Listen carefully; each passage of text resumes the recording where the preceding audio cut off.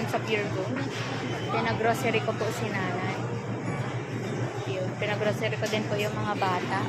Galing na po ito sa personal money ko kasi sumahod din po ako sa Facebook, thanks God. Yan, yun po yung ginamit kong pera. Sumahod po ako sa Facebook, kaya thank you so much po. Especially po dun sa mga nagsisandang stars, yan po.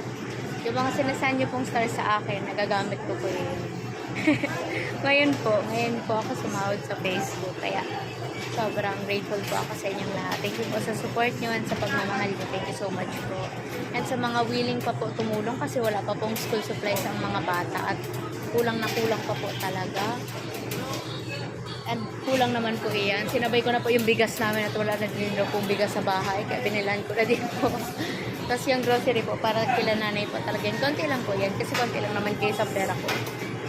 Tapos yun.